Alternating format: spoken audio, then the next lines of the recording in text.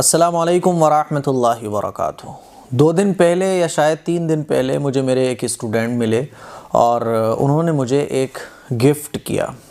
देखिएगा, आप गैस कीजिएगा ये क्या हो सकता है। गैस कीजिएगा और मुझे कमेंट करके बताइएगा कि आपको क्या लगा ये गैस करने के बाद। ये एक डायरी है और 2021 की ये डायरी है जो उन्होंने मुझे गिफ्ट की। उनका नाम हुसैन है। उन्होंने मुझे ये गिफ्ट किया।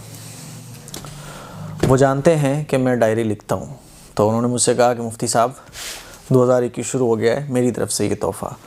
जब मैं पढ़ता था तो पढ़ाई के ज़माने में तो मेरी कोशिश ही रहती थी कि मुझे वो डायरी मिले। वैसे अभी भी मेरी कोशिश ही रहती है जिसमें उर्दू की भी डेट हो, लेकिन अब फ़िरोज़ाबाद में उर्दू की डेट वाली डायरी मिलती नहीं है, तो इसी से काम चलाना पड़ता है। 8-9 साल से तकरीबन मेरा मामूल रहा है कि मैं डायरी हर साल की ख़रीदता हूँ।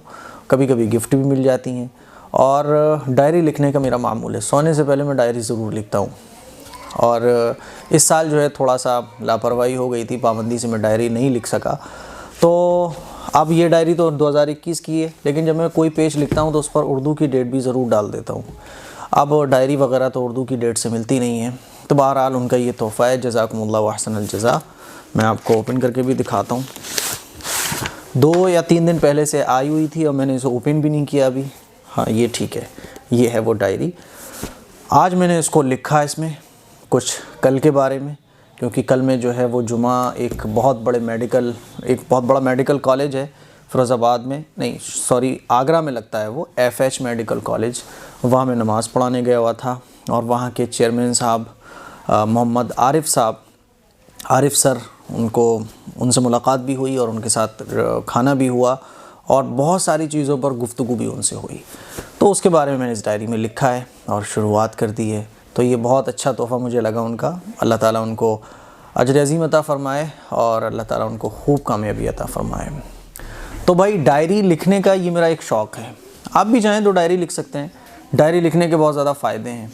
एक तो सबसे बड़ा फ़ायदा ये है कि आप किसी भी सब्जेक्ट में अगर कमज़ोर हैं, आप उर्दू में कमज़ोर हैं, तो उर्दू से डायरी लिखना शुरू करें। रोज़ाना जब आप 1 पेज लिखेंगे, 2 पेज लिखेंगे, तो जो है वो आपकी उर्दू अच्छी हो जाएगी।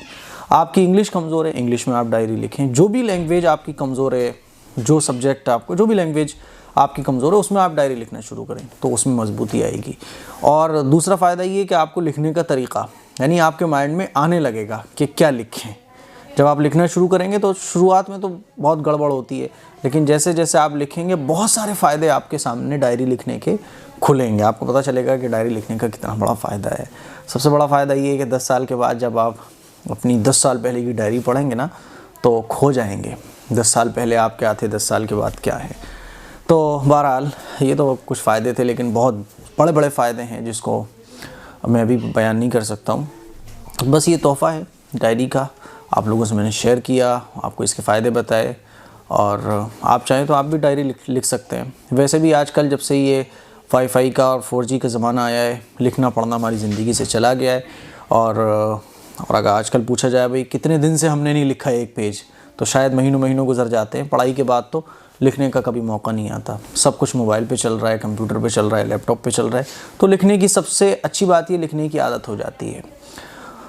खैर, ये चीज़ें मैंने आप लोगों से शेयर करनी थी। अस्सलामु अलैकुम वरहमतुल्लाहि वबरकातुहू।